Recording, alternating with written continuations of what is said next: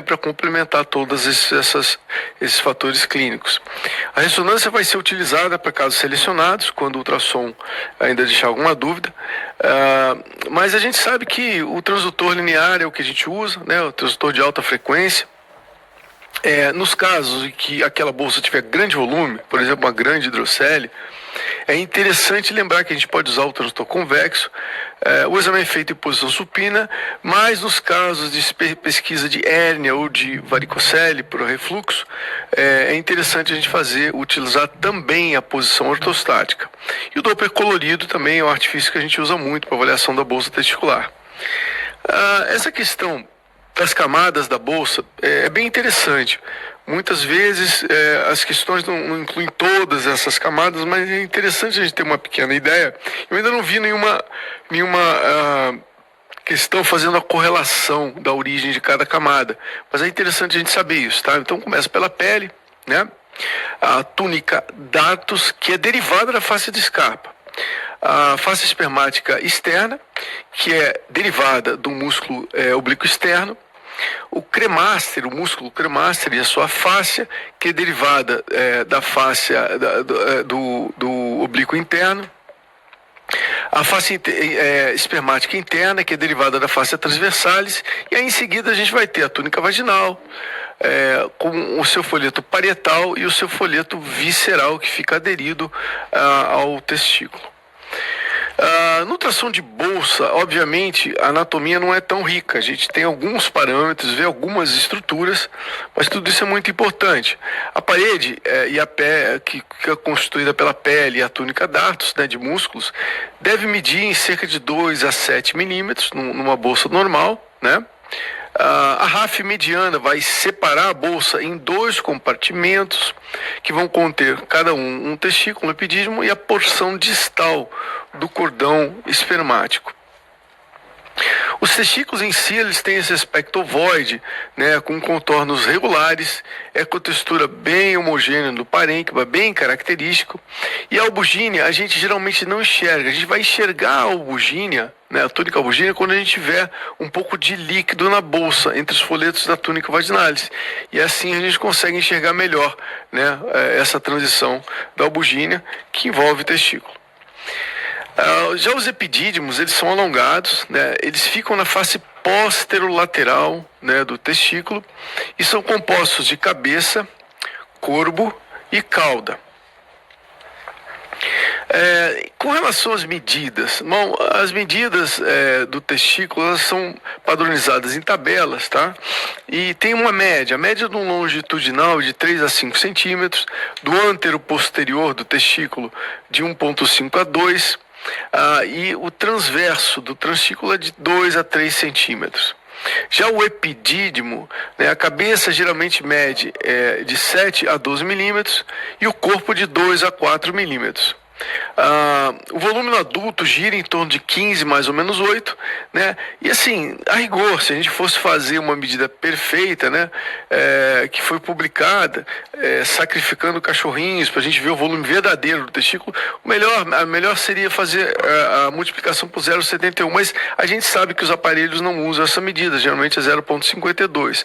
É só a título de curiosidade. Já a criança é melhor a gente usar a tabela, né?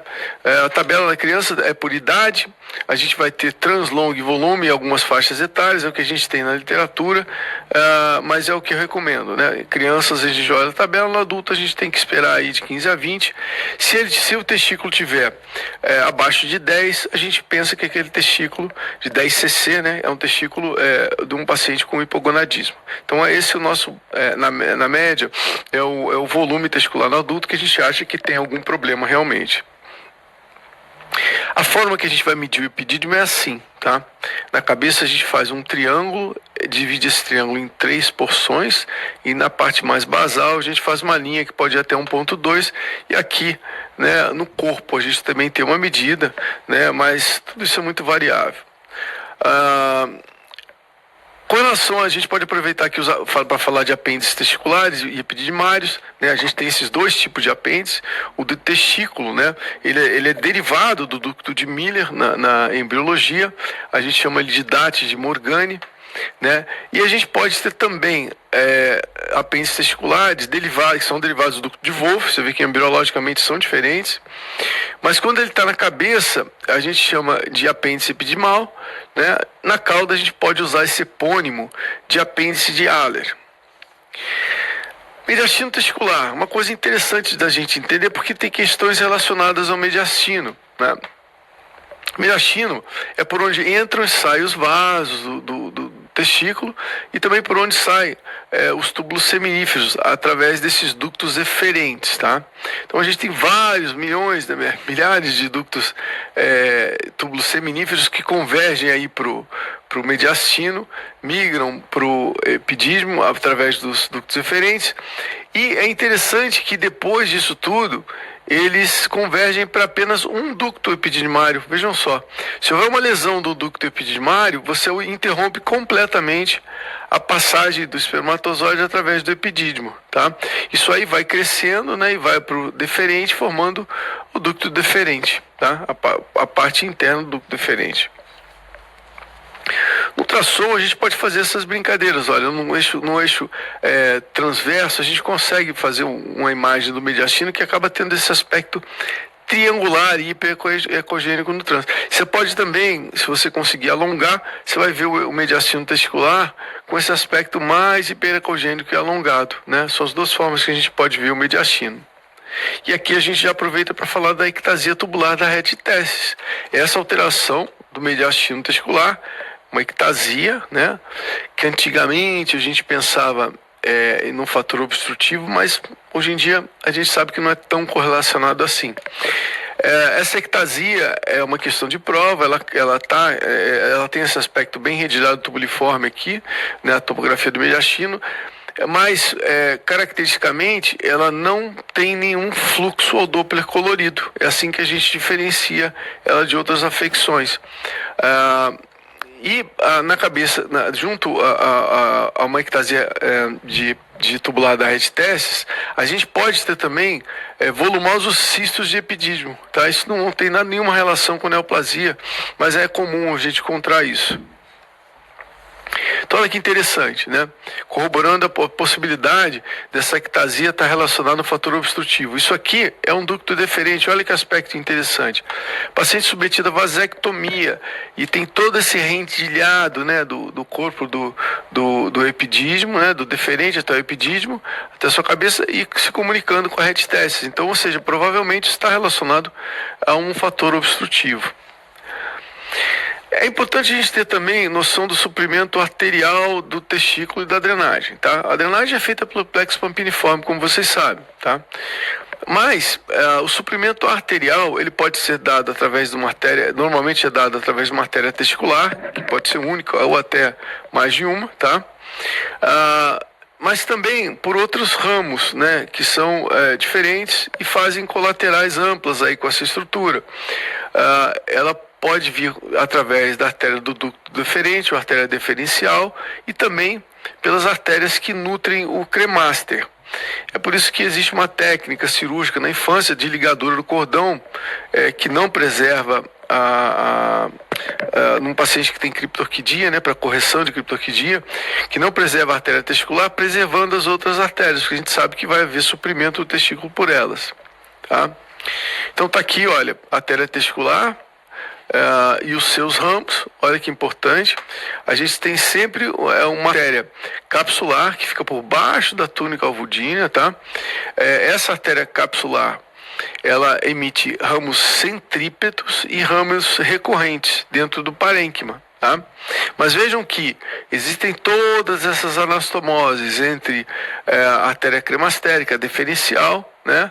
E aqui, até aqui junto com a artéria testicular, de forma que uma eventual lesão da artéria testicular, a gente tem suprimento do testículo por outros vasos arteriais. O suprimento arterial, né, a gente consegue ver no Doppler muito bem, tá? Então olha que bonito, uma artéria capsular, né?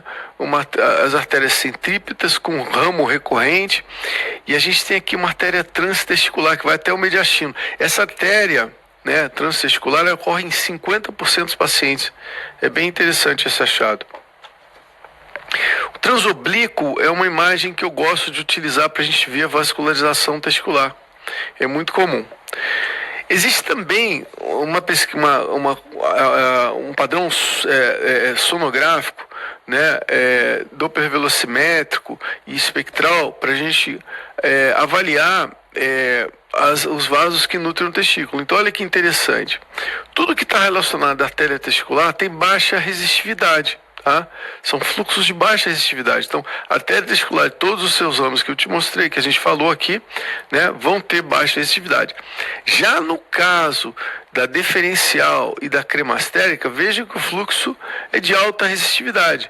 Então, dessa forma, a gente consegue diferenciar a artéria testicular e seus ramos da deferencial e da cremastérica. A artéria deferencial, ela é interessante que a gente consegue seguir ela apenas achando o deferente. O deferente vai estar com aquele aspecto tortuoso, né? No cordão espermático, a gente vai acompanhando até entrar na cauda do epidídimo. Então, essa aí vai ser fácil da gente ver. Com relação à drenagem venosa e o plexo pampiniforme, lembrar que o plexo pampiniforme ele converge para as veias gonadais. A veia gonadal direita ela é tributária da veia cava inferior 10 centímetros mais ou menos abaixo da veia renal direita, e a esquerda é tributária da veia renal esquerda. Então esse é o padrão de fluxo de drenagem venosa. É interessante lembrar também que existem todo esse sistema colateral, tá? Da drenagem do plexo pampiniforme, com artérias que nutrem o pênis, que drenam o pênis, com artérias do funículo com veias para o outro lado, né? Então, até a crosta da safena, para a região inguinal, tudo isso aqui, tá? Toda essa drenagem, ela é muito importante porque na eventualidade de uma varicocele, esses ramos colaterais podem estar contribuindo para a piora, caso eles tenham falha na drenagem, falha valvar. Então, muitas vezes acontece da gente ver toda uma circulação colateral gigante, a gente chama isso de pseudopalmar, né, que pode realmente estar associada à varicocele. Então, falando de drenagem venosa, varicocele vem de varicos, varizes, né, e chele, tumefação, no grego.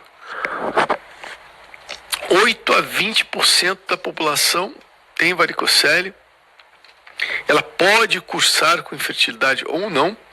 98% das vezes ela é à esquerda, porque teoricamente aquele ângulo reto com a veia de drenagem tributária para a veia renal esquerda e outros fatores como compressão do colo descendente, compressão da artéria gonadal esquerda, tudo isso aí ajudaria a aumentar a chance da dilatação e refluxo da veia gonadal esquerda. Em 70% das vezes a varicocele é bilateral. E nem todos precisam de tratamento, porque se não houver atrofia testicular associada, se não houver refluxo, a gente realmente, teoricamente, não precisa tratar, né? Se não tiver alteração do espermograma também, a gente não precisa tratar. A etiologia pode ser idiopática, mas também pode estar relacionada a fatores que aumentam a pressão abdominal, como tumores no reto peritônio, ou tumor renal, por exemplo. A fibrose retroperitoneal, né, seja qual for a etiologia. Uma hidronefrose também pode até causar isso. A cirrose, a hipertensão porta e até a síndrome Nutcracker, né, muito comum. No caso de uma varicocele ser incompressível, a gente tem que pensar em trombose ou trombo tumoral na veia renal esquerda, tá? É importante isso. Tumor ou fibrose retroperitoneal. Sempre nesses casos, uma varicocele incompressível, fazer uma toma de abdômen para a gente olhar e ver se não tem nada ocupando o abdômen que possa estar causando essa varicocele incompressível. Bom, a varicocele idiopática, o ultrassom, né, por incrível que pareça, não é o gold standard para o diagnóstico, né? Interessante isso. Eu acho que é porque ele é operador dependente, então não é utilizado, mas não é o gold standard ainda. Então, os valores de corte que a gente usa, né, no plexo, né, na literatura, 2,4 milímetros sem valsalva e cerca de 3 milímetros com valsalva. Já na veia espermática interna, esse diâmetro, a gente tem que procurar um diâmetro maior que 3 milímetros. É um pouquinho maior porque a veia gonadal ela é mais calibrosa. Com relação ao tempo de refluxo, os artigos também são um pouco mais homogêneos e falam num tempo de 1 a 2 segundos para caracterizar um refluxo significativo. E a velocidade desse refluxo é bem controverso, então a gente não usa com tanta frequência. Sempre lembrar de testar o refluxo também em posição ortostática, porque tem pacientes que não têm refluxo em decúbito dorsal. Então é importante a gente rever o refluxo em posição ortostática. É interessante, mas essa classificação clínica dos graus de varicocele não é uma classificação sonográfica, ela já caiu em prova, então a gente tem que ter pelo menos um pouquinho de noção sobre ela. Se o grau da varicocele for 0, ela é uma varicocele subclínica, né? Ela só vai ser detectável em exames de imagem. Geralmente a gente nem trata esses pacientes. Se for grau 1, ela não é visível nem palpável quando o paciente está de pé, sem realizar esforço, né? Mas a palpação é possível de perceber um aumento do volume da veia quando a gente realiza a manobra de valsalva. A veia enche no valsalva. Quando o grau 2, ela não é visível, mas é palpável quando o paciente está de pé, sem realizar esforço, e torna-se visível quando se realiza a manobra de valsalva. E o grau 3, ela é visível e palpável quando o paciente está de pé, na posição de repouso, né? Não faz esforço nenhum e mesmo assim você consegue ver, enxergar e palpar, obviamente. Essas são imagens de varicocele, né, que a gente fez na rotina, mostrando como a gente mede a varicocele, né, no eixo transverso, né, obviamente, né, e aqui a medida de uma varicocele na veia espermática interna. Não é sempre que a gente consegue ver isso. Refluxo tem esse padrão de yin-yang, né, de varicocele, né, e aqui você vê o refluxo, a inversão do fluxo no Doppler espectral. Além disso, o tempo, né, apesar da velocidade a gente não considerar, mas o tempo de 1 a 2 segundos, né, mostra a importância dessa varicocele. Existem alguns tipos de refluxo, tá? Que a gente chama de stop type, shunt type. Isso é interessante, tá? Para a gente entender, porque na verdade o refluxo tipo shunt type ele é mais severo. O que isso quer dizer, o shunt type? O shunt type é um refluxo quase que constante, ele não para, né? Porque quando tem um aumento da pressão abdominal, ele vai aumentando de velocidade e aumentando o refluxo. E quando tem menos esforço abdominal, esse refluxo ele diminui um pouco, mas ele é constante. Isso quer dizer que todas as veias do plexo pampiniforme, elas se conectaram, né, e essa insuficiência se transmite para veias do sistema venoso periférico, né? Então é um fluxo permanente. Esse tipo de varicocele acaba sendo uma varicocele mais significativa e mais arriscada para o paciente, com mais chance de causar atrofia testicular, né? Às vezes associada a uma congestão do epidídimo, né? Com um pouco de dor, pode acontecer também, né? E disfunção da fertilidade, né? Com infertilidade, uma alteração da espermatogênese. Já no tipo stop type, você tem o refluxo, mas ele para. É uma varicocele que realmente existe.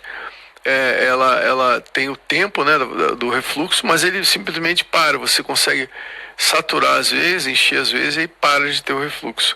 Então essa é a grande diferença, né? O shunt type é mais severo e o stop type é menos severo. Em alguns casos de muita varicocele, você pode ter simplesmente a varicocele intratesticular, tá? É uma varicocele tão severa que ela se transmite através do mediastino para dentro do parênquima, olha só. E a gente consegue ver um padrão espectral, né, com refluxo intratesticular. Quando a sua criptorquidia são testículos formados no abdômen, né, no desenvolvimento fetal. Isso é normal, né, que a gente vê, e que eles deveriam seguir o gubernáculo e descer, né, para a região inguinal, né, para a bolsa e depois para a bolsa até o terceiro trimestre, né, ou nos primeiros meses de vida. É o que a gente espera, né, para que não haja criptorquidia. Então a gente pode ter o testículo tanto abdominal como inguinal e o escrotal. São as posições que a gente consegue encontrar um testículo criptorquídico, né? A criptorquidia ela vai aparecer em 9 a 30% dos pacientes prematuros, né? Não deu tempo de descer o testículo ainda. 3 a 6% dos pacientes a termo. 80% deles não são palpáveis, né? Então, não são palpáveis, eles ficam no canal inguinal, né? E a maioria deles, e 20% deles vão ser abdominais em si, tá? A complicação desse caso é realmente a infertilidade, torção, e existe um risco de desenvolver neoplasia de 48 vezes. O aspecto sonográfico é muito típico, né? É um testículo mais hipoecogênico do que o normal, tá? Bem homogêneozinho, mas ele é bem alongado, sabe? Achatado e alongado. É muito comum ver isso, né, no ultrassom. Não dá pra gente confundir isso, né, da criptorquidia com o testículo ectópico. O testículo ectópico, ele simplesmente está fora daquele trajeto do cordão espermático e do gubernáculo. Por exemplo, aqui a gente tem um testículo, né, na região do períneo, completamente fora do trajeto, né, escrotal. Então, ele pode acontecer em qualquer lugar. Esse testículo ectópico também vai ter um aspecto muito parecido com o testículo criptorquídico, hipoecogênico, alongado e achatado. Existe a ectopia cruzada transversa, né? Ou seja, 2 testículos na mesma hemibolsa testicular. Isso é uma imagem de artigo, né? E apesar disso é muito raro. As lesões císticas escrotais são a primeira afecção que eu acho que a gente tem que lembrar muito bem, porque são várias coisas que podem estar associadas a cistos na bolsa testicular. Primeiro lembrar do conduto peritônio vaginal, tá? Que tem que se obliterar até o 9º mês de gestação. Então o conduto, né, que comunica a cavidade abdominal com o escroto, né? E à medida que ele vai se obliterando, né, fechando o processo vaginal, a gente vai ter o finalzinho aqui, a túnica vaginalis, com uma quantidade quase que não detectável, né, desse líquido, que se fixa aqui ao testículo, mas a gente vai ter também a obliteração da parte proximal, né, deixando apenas esse resquício do processo vaginal. Quando essa oclusão não é adequada, não acontece, a gente tem algumas alterações que são essas, né, uma hérnia inguinal, né, se o anel inguinal externo e interno estiverem abertos, a hérnia inguino-escrotal, quando não há nenhuma obliteração desde o trajeto intraabdominal até o testículo. A hidrocele comunicante, que é interessante, a gente estreita apenas aqui a saída do conduto e só passa líquido. Então você tem uma hidrocele que se comunica com a cavidade abdominal. Se houver obliteração superior ou inferior, a gente vai ter um cisto de cordão. E finalmente, a hidrocele não comunicante, que é uma hidrocele que simplesmente envolve o testículo, e a gente tem a obliteração aqui do conduto peritônio vaginal cranialmente, né, sem passagem de líquido nem nada. Então, aqui a hidrocele, 10% delas ocorrem no recém-nato e 1% só nos adultos, tá? Geralmente nos adultos, né, ela é adquirida pós-trauma, muito comum, 20 a 50% dos pacientes vão ter uma hidrocele pós-trauma, né? Também nos casos de neoplasia, de infecção, torção e também após cirurgia. Aqui uma hidrocele comunicante, mostrando a entrada do líquido e indo até a região do testículo, né? Aqui uma imagem de um cisto de cordão bem bonito. É importante a gente diferenciar o cisto de cordão, né, de um cisto de epidídimo, né? São coisas diferentes, e para fazer isso, né, eu recomendo vocês que palpem o testículo, a cabeça do epidídimo, e separem esse cisto da cabeça do epidídimo. Então assim você vai ver realmente que se trata de uma coisa que não é um cisto de epidídimo, e sim um cisto de cordão. O cisto de epidídimo é uma coisa muito, muito comum, tá? 40% dos pacientes têm algum cisto de epidídimo, né? Seja ele pequeno ou grande. São assintomáticos, 29% desses cistos são múltiplos, né? E é muito comum também a gente encontrar cisto de epidídimo após vasectomia. Ele pode ocorrer em qualquer lugar do epidídimo, mas pode ser septado, multiloculado, volumoso, né, como esse aspecto aqui, mas não dá para a gente inferir malignidade, porque ele é um cisto grande multiseptado, tá? Uma dica que eu sempre falo dessas formações císticas, eu sempre chamo de cisto barra espermatocele. Por quê? Não dá para a gente fazer diferenciação de um cisto da espermatocele no ultrassom. Existem cistos também dentro do parênquima testicular, geralmente dos adultos, né? Na quarta década ou maior de vida, quando eles aparecem mais, geralmente ficam próximos do mediastino, e geralmente também são solitários. Nem sempre a gente tem um cisto que está acompanhado de alguma outra afecção. Em alguns casos, esse cisto pode se tornar complexo, contendo vegetação, septo, conteúdo, etc. E aí a gente já tem que começar a ficar mais atento, né, e diferenciá-lo de neoplasia cística. O conteúdo, quando o conteúdo é móvel, a gente consegue determinar se esse cisto tem algum conteúdo líquido ou deposição de calcificações, né, de cálculos, desculpa, alguma coisa desse tipo. O Doppler ele vai ter baixa sensibilidade para avaliar em geral, né, para avaliar essas porções aí sólidas dentro do cisto, e pode reduzir no follow-up, né? Isso aí eu acho que é interessante. A gente percebe que uma formação cística está reduzindo, né? Ela já sabe que isso é benigno.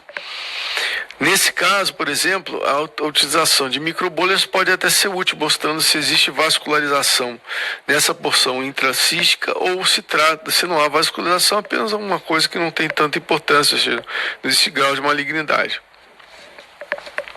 Um cisto muito importante, frequente, questão de prova, é o cisto epidermoide, ou queratocisto. A origem desse cisto é através de células germinativas. É um cisto benigno, tá? Geralmente na segunda ou quarta década de vida, e ele tem uma ecogenicidade heterogênea, com esse aspecto, sabe, em casca de cebola, lamelar, tá vendo? Na prova eles sempre perguntam isso. Quando a gente faz o ultrassom dessa formação, não há fluxo ao Doppler colorido, o que realmente mostra que é um cisto de epidídimo, tá? Bem clássico. Às vezes você pode ter calcificações também nesse cisto, né? Ou você pode ter um aspecto quase que líquido, mostrando várias camadinhas internas. Então, o queratocisto é bem característico, bem clássico para a gente fazer diagnóstico. Então, aqui vai uma listinha pequena de diagnóstico diferencial para cistos intertesticulares. A gente pode ter um cisto testicular simples, um cisto mesotelial, que geralmente ele é oriundo tanto da túnica vaginal como da albuginea. A gente tem a ectasia tubular da reticessis, cisto simples da reticessis, displasia cística da reticessis, cistoadenoma sertoliforme da rete, cisto epidermoide, cisto dermoide, varicocele intratesticular, tá? Aqui tem várias formações císticas intratesticulares. Lembrar que nos casos de displasia cística da reticessis, esse paciente pode cursar com agenesia renal ipsilateral. Com relação ao escroto agudo, bom, o escroto agudo é um tema super importante, é um tema que é uma afecção que tem vários diagnósticos diferenciais, então a gente precisa pensar em muitas coisas, como por exemplo, a epididimite ou orquite, a torção do cordão espermático e torção do testículo, A torção de apêndice, né, seja Mülleriano ou Wolffiano, tá? A hidrocele aguda, hérnia estrangulada, edema escrotal idiopático, a púrpura de Janosch-Schönlein, abscesso, trauma, hemorragia dentro de neoplasia e esteatonecrose escrotal. Então, quanto à epididimite ou epididimorquite, uma causa de dor testicular aguda, né?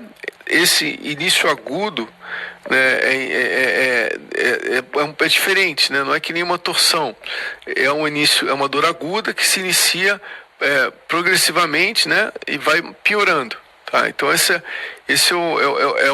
uma dor aguda, mas tem uma piora progressiva. É importante a gente colocar isso para vocês entenderem. Quando a gente faz o ultrassom, é muito importante a gente fazer isso. A gente calibra primeiro pelo ultrassom contralateral e depois de calibrado, sem estourar o ganho, a gente consegue, ajustando o PRF, né? A gente faz o ultrassom do outro lado e consegue determinar a presença de fluxo parenquimatoso. Nesses alguns casos de epididimorquite pode progredir para abscesso e infarto testicular. Nos pacientes com menos de 35 anos, Neisseria e gonorreia chlamídia são os casos mais comuns e maiores que 35, a E. coli. Então, lembrar também da orquite isolada que acontece na cachumba, né, uma orquite viral, mas também acontece pós-trauma. E também da epididimite química por miodarona, que acontece isoladamente no epidídimo. A epididimorquite ou epididimite pode ser focal, né, ou difusa, né? A gente vai ver geralmente o epidídimo aumentado, né, com aspecto bem heterogêneo, hipoecogênico por causa do edema, né, e hiperemiado do hipercolorido. O IR vai ser menor do que 50%, do que 0,5% e 50% dos casos, porque como há muita vasodilatação, o IR sempre baixa. O tratamento ocorre em testículos, raramente ele vai acontecer em testículos normais, né? Você não vai ter um IR abaixo de 0,5 em pacientes com epidídimo sem infecção. Essa aqui é um caso de orquite focal, né, mostrando apenas uma região associada à orquite, né, e aqui um pouco mais, inclusive parecendo um tumor, né, uma forma pseudotumoral. A gente pode até usar o duplo de intensidade, mas basicamente são formas raras da gente encontrar no testículo. Uma coisa que vem muito associada à epididimorquite é o espessamento do cordão espermático, né? A gente vê esse padrão de espessamento, mostrando os vasos por dentro, tá? Então esse é o espessamento de cordão. Outros achados associados à epididimorquite é o espessamento da parede do escroto, né, de forma lamelar. Você pode também ter hiperemia da própria parede, tá? Aumento da vascularização por causa da inflamação, seja no epidídimo ou no testículo. E a gente pode ter alguns graus de hidrocele reacional que acabam deixando traves, né, entre os folhetos da túnica vaginal. Aqui é interessante uma complicação da epididimorquite aguda. Olha que interessante, olha, eu tenho uma isquemia testicular, né? O que aconteceu? O epidídimo ficou tão edemaciado, que a gente vai comprimir as veias ali do mediastino testicular, com dificuldade de drenagem. Então o que vai acontecer? Dificulta o retorno venoso e a gente vai começar a ter um fluxo diastólico reverso nas artérias intratesticulares, né? Olha aqui o pico reverso no duplo espectral, né? Isso aí, se não melhorar, vai acabar evoluindo para o infarto testicular, né? Então vejam que interessante.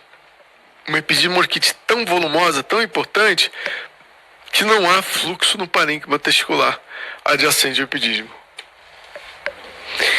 A torção de apêndice, seja ela testicular ou de epidídimo, ela mimetiza demais a torção testicular. É bem parecida, tá?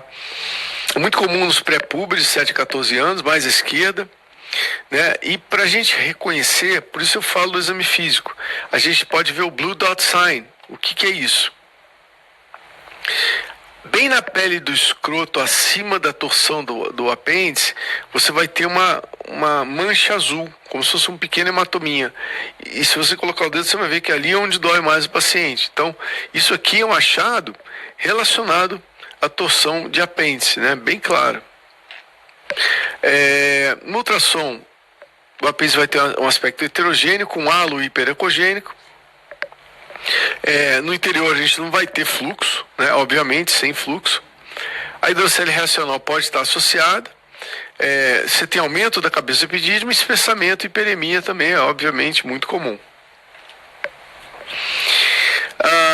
Com relação à litise escrotal, a litise escrotal é quando o apêndice testicular ou epidimário ele torce, necrose, né?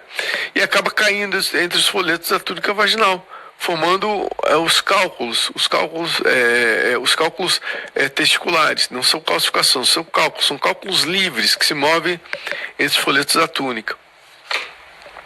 É muito comum a gente encontrar pacientes com litise escrotal com a hidrocele associada. A epididimite também pode se tornar crônica, né? Geralmente ela é crônica quando existe algum processo granulomatoso associado, por exemplo, tuberculose, sífilis, brucelose, fúngica ou parasítica. O ultrassom do epidídimo aumentado, o ultrassom vai ter o epidídimo aumentado, né?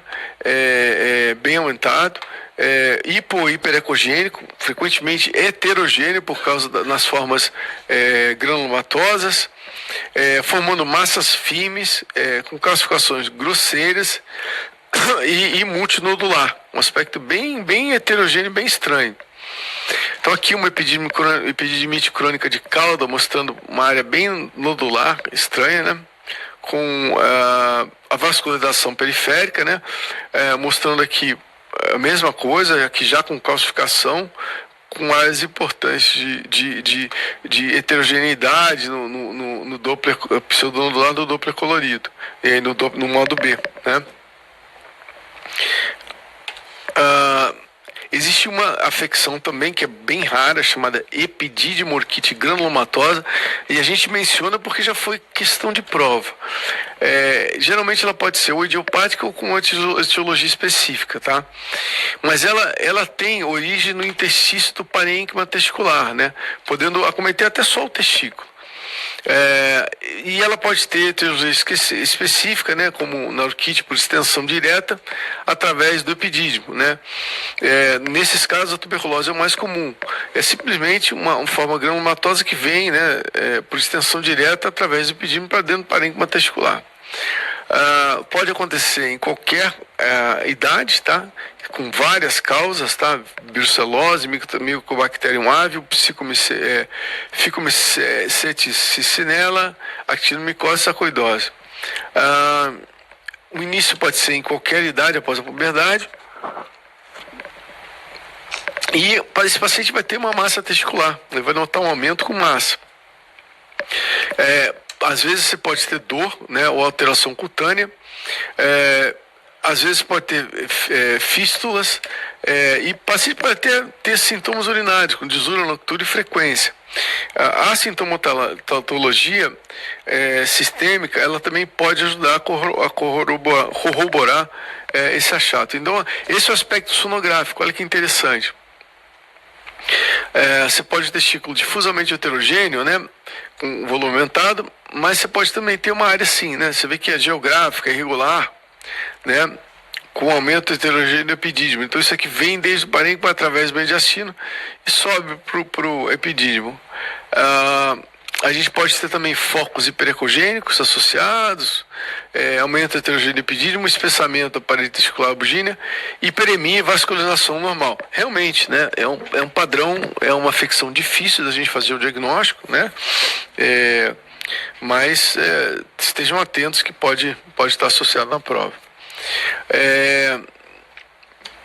Aqui mostrando outras formas também, né, dessa afecção, né, mais difusas no testículo, né, hipervascularizadas, inclusive. E os diferenciais pode ser o linfoma, quando ele acomete o testículo, parênquima testicular, o seminoma, pode ter um aspecto parecido, e até a infiltração leucêmica.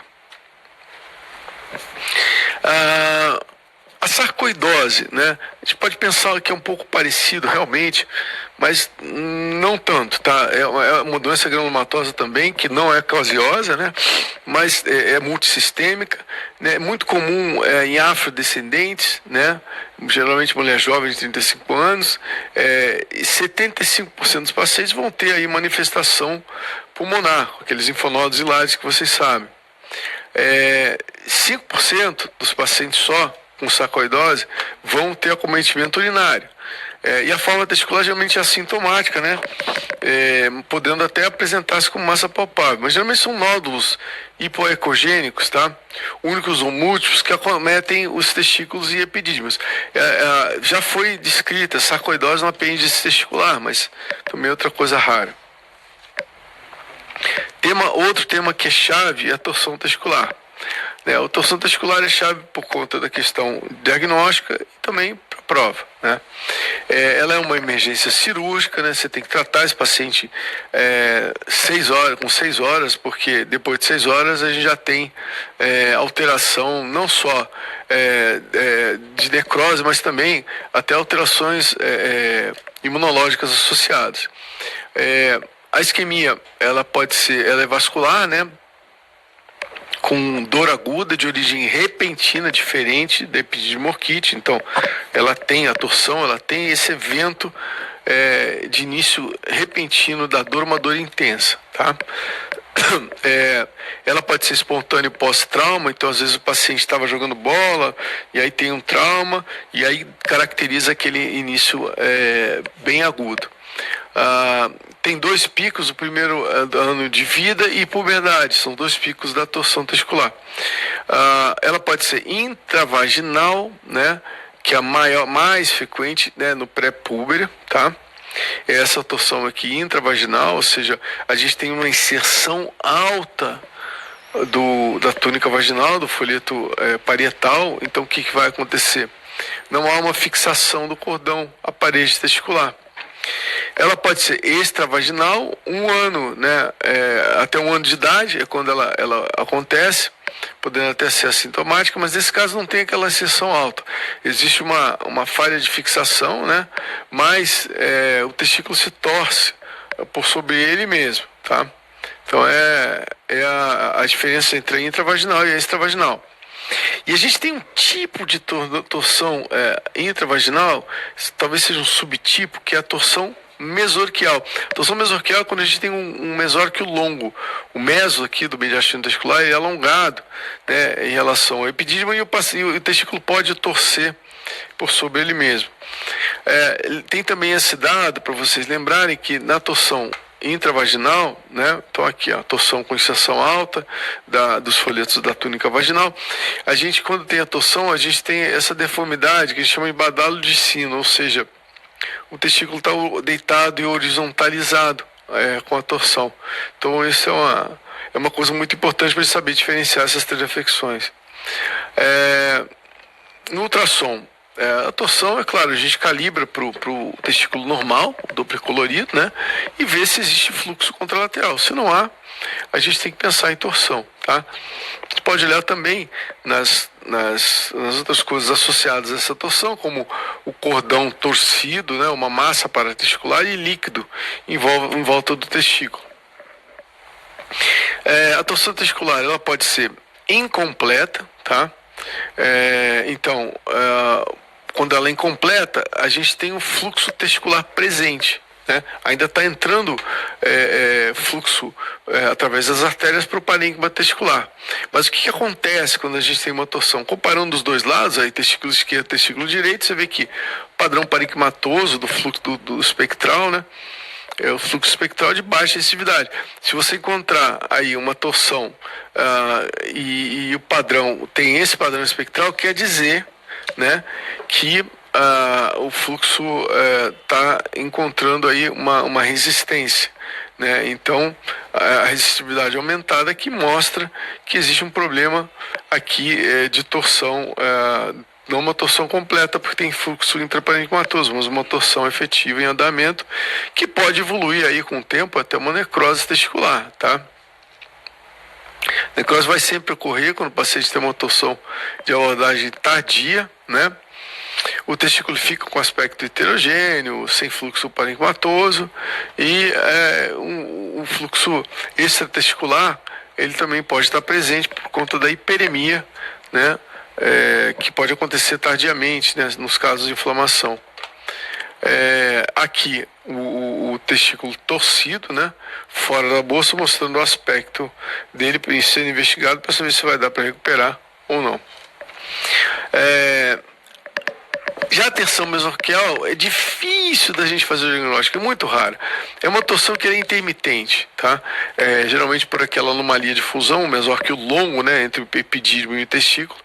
Então, com o mesórquio longo, o testículo pode rodar sobre si mesmo, né? É o tipo de torção intravaginal, mas ele tem um quadro atípico porque dói e para de doer, dói e para de doer. É um mesórquio longo, tá? No ultrassom a gente vai ter um impedimento bem aumentado, tá? E com fluxo normal, né? O hipofluxo testicular também vai acontecer, porque torceu, né? O mesórquio. E você pode ter hidrocele associada a essa torção mesenquimal. Já o abscesso testicular é geralmente secundário a uma epidídime orquite. Outras causas, né, podem ser a cachumba, que dá uma orquite isolada, o trauma e o infarto testicular. No ultrassom a gente vê aquela massa cística complexa intratesticular de paredes irregulares que pode ter margens hipervasculares ao Doppler colorido, né, mas com ausência de fluxo interno. O diagnóstico diferencial são os tumores e o infarto. Já o infarto testicular, ele vai dar uma lesão sólida também, né, essa aparência bem típica, associada à dor. É uma área hipoecogênica parenquimatosa, de contornos mal definidos, às vezes nem sempre é tão bem definido esse contorno da transição entre o parênquima e o infarto.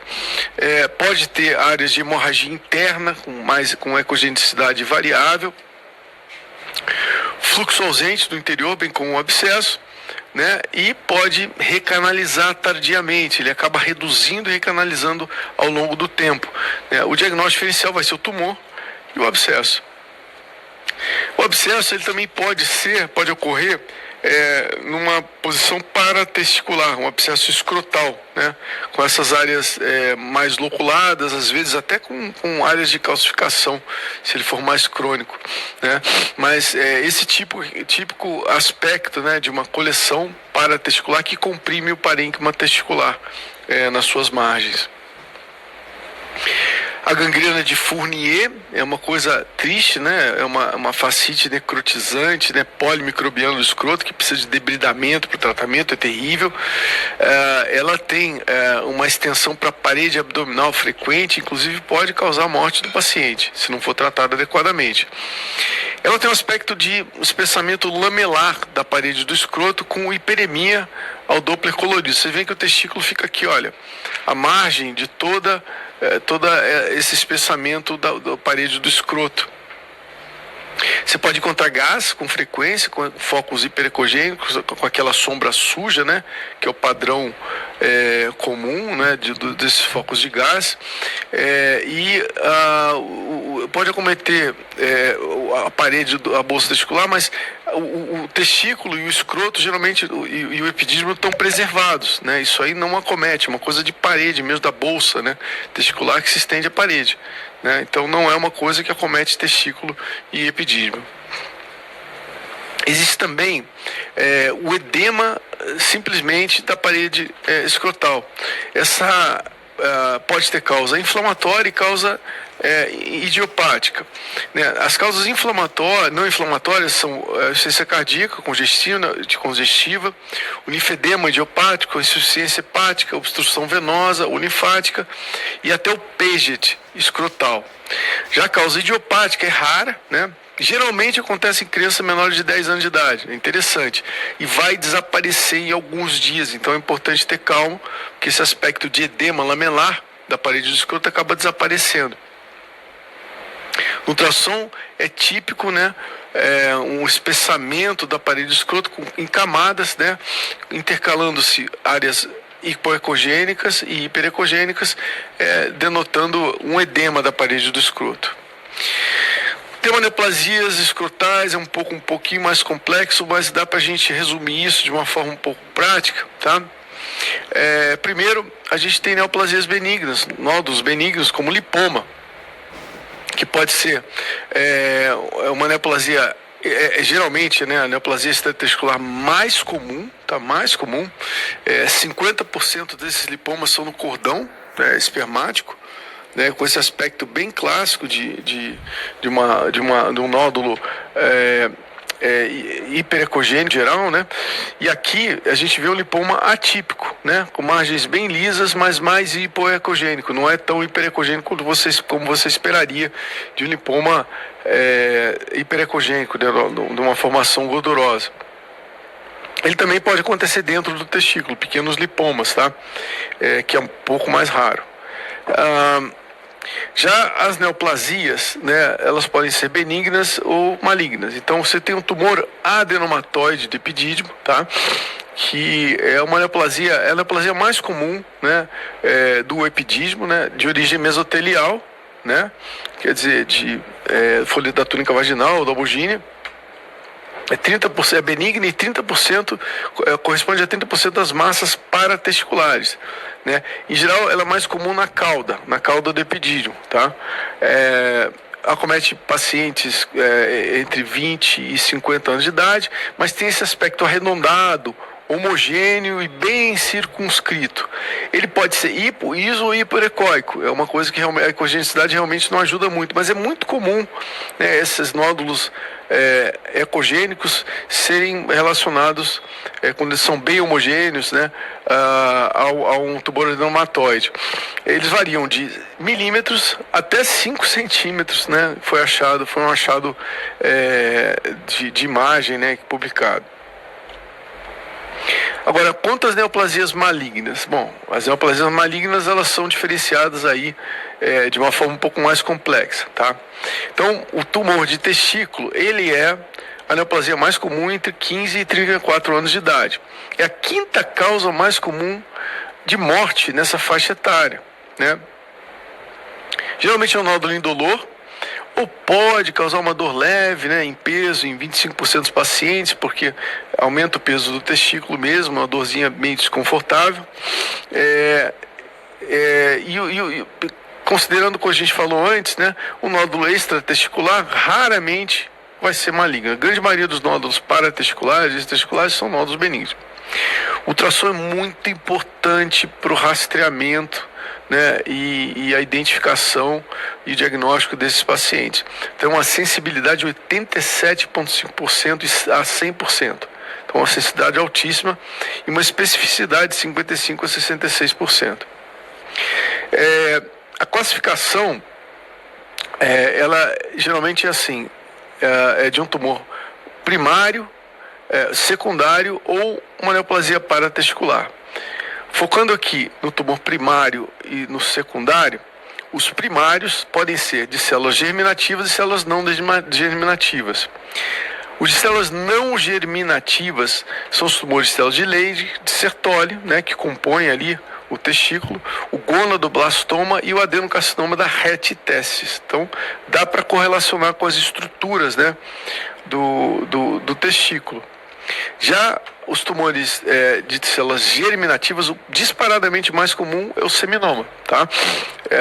Mas eles podem ser não seminomatosos também, como é o caso do teratoma, do carcinoma embrionário, do coriocarcinoma, do tumor de saco vitelino e tumores mistos. A gente pode ter um seminoma associado a todos esses padrões aqui, todos esses tipos de tumores, né? Então, são os tumores mistos. Uma coisa que sempre me pergunta é sobre a microlitise testicular. 3% dos homens podem ter microlitise testicular, tá? Se existe uma associação com câncer, a gente vai ver em seguida no próximo slide. Mas trata-se de calcificações de 2 milímetros no interior dos túbulos seminíferos, né? Uma imagem com 5 ou mais microlitizes sugere que isso é uma microlitise. É o diagnóstico, a forma que a gente diagnostica isso. Eu não sei se eu concordo muito com isso, né? Mas são pequenas calcificações que não têm sombra acústica. 8% tem associação com neoplasia, né? Que é uma coisa um pouco controversa, né? Que a gente vai discutir a seguir. Mas pacientes que têm criptorquidia, infertilidade, Down, Klinefelter, entre outros, podem ter com mais frequência microlitise. Ela pode ter esse padrão difuso ou um padrão mais regional, focal, tá? Então, isso é muito comum da gente encontrar. Então, a pergunta, microlitise, o que a gente tem que fazer no paciente que tem microlitise? Esse paciente vai ter câncer, a gente tem que seguir ele anualmente? Foi feito esse task force, tá? Para tentar definir, né, criar guidelines e usando aí o Embase e o Medline, né, a base de dados de todos nos Estados Unidos, do que a gente podia fazer em termos de associação da microlitise com o tumor. Esses pacientes que tinham mais de 5 calcificações menores que 2 milímetros, né, foram incluídos, né, no estudo. E vários artigos foram avaliados, né, no Embase, no Medline, e o que aconteceu? Chegou-se à conclusão que a proposta, né, dos guidelines é que a presença de microlitise isolada, né, ou difusa, mas sem associação com massas, né, ou outras alterações ultrassonográficas, na ausência de fatores de risco, não é uma indicação para fazer ultrassom regular de controle, para descartar o aparecimento de uma neoplasia, tá? Ou mesmo biópsia, que é uma coisa que, né, a gente não faz. Os fatores de risco, né, para esses pacientes, né, quando que você tem que fazer ultrassom de rastreamento? Se tiver uma história pessoal, ou seja, o paciente teve um tumor testicular no outro testículo, já tirou, etc., ou uma história familiar de tumor de testículo, né, um tumor de células germinativas, maldescenso ou criptorquidia, né, orquitopexia ou atrofia testicular.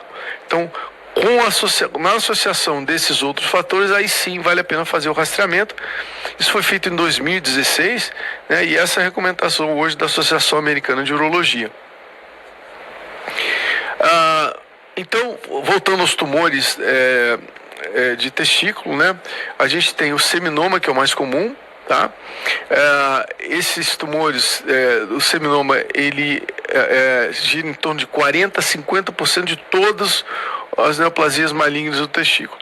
Acomete pacientes de 4ª e 5ª década, é menos agressivo, é o tipo mais frequente nos pacientes que têm criptorquidia, tá? E o ultrassom, ele vai ter um aspecto hipoecóide, homogêneo e multilobulado. É muito comum ter esse aspecto multilobulado, sabe? Hipoecóide e multilobulado. Mas ele pode ser pequeno, né, com hipervascularização, ou até um pouco menos vascularizado, mas muito comum que ele seja homogêneo e hipoecogênico, tá?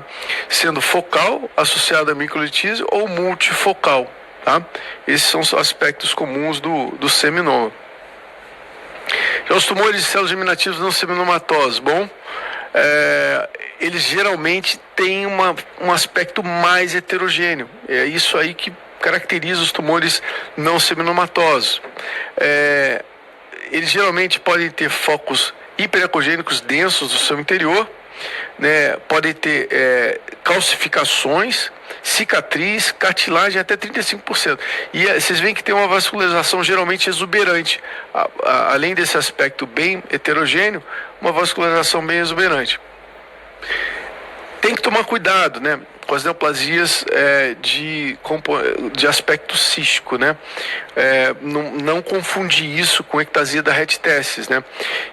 Geralmente o teratoma, o carcinoma de epidídimo e as metástases são as neoplasias testiculares que podem ter componente cístico. E a gente vai ver quando tiver esse tipo de suspeita, por exemplo, aqui no teratoma maduro, a gente vê que os septos entre as regiões, as porções císticas são mais espessos, né? Mais grosseiros e inclusive vascularizados, o que a ectasia da reticésis não tem, né? Então é isso que faz a diferenciação para a gente não se confundir. Então aqui tem um resumo, né, dos tumores de células não germinativas, tá? Para vocês lembrarem. São vários, né? Tumores do estroma especializado, como células de Leydig, certose, célula granulosa, tumores mistos, tumores de diferenciação incompleta, tumores do estroma geral, como tumores vasculares, tumores de músculo liso esquelético, tumor adenomatoide, mesotelioma, tumores hematológicos, linfoma, leucemia e plasmocitoma podem acometer o testículo, tá? Eu já tive um caso que a gente fez diagnóstico de plasmocitoma dentro do parênquima testicular. E uma miscelânea, como carcinoide, cisto epidermoide, adenocarcinoma da rede testes, tumores metastáticos, tumores tipo superfície epitelial do ovário, etc. Aqui interessante, um tumorzinho de célula de Leydig. Se for cair isso na prova, tá? Olha só, é um tumor raro, de 1 a 3% de tumores testiculares, pode acometer em qualquer idade, mas 30% deles vão ter produção de androgênio e estrogênio. Então, paciente sexo masculino com hiperprodução de androgênio ou de estrogênio, com pequeno nódulo testicular pequeno, homogêneo, hipercóide circunscrito, que é o aspecto bem típico dele, pense em tumor de células de Leydig, tá? É o que mata a questão. Aqui, um linfoma. 5% dos tumores testiculares podem ser linfomas, tá? É raro, tá? Eu já vi muito poucos durante a vida. Quase sempre eles são não Hodgkin, células B, e acomete homens maiores de 60 anos de idade, quer dizer, não é aquela faixa etária típica de tumores de testículo. No ultrassom tem um aspecto hipoecogênico homogêneo, tá? Pode ser multifocal, vários focos, com padrão estriado também relatado, né? Mas é bem interessante, bem hipoecogênico e com muita vascularização, tá? Muita vascularização. A leucemia, também por infiltração leucêmica, que é mais comum do que a leucemia dentro do testículo, né, de origem primária. Ela também vai ser semelhante ao linfoma, tá? Ela é unibilateral, focal difuso, hipoecóico e hiperecóico. Mas geralmente assim, tem esse aspecto hipoecóico muito homogêneo, sabe? Parece até uma coisa cística. Se você não tiver com um ultrassom bom, você pode se confundir, né? Porque é muito homogêneo e hipoecogênico.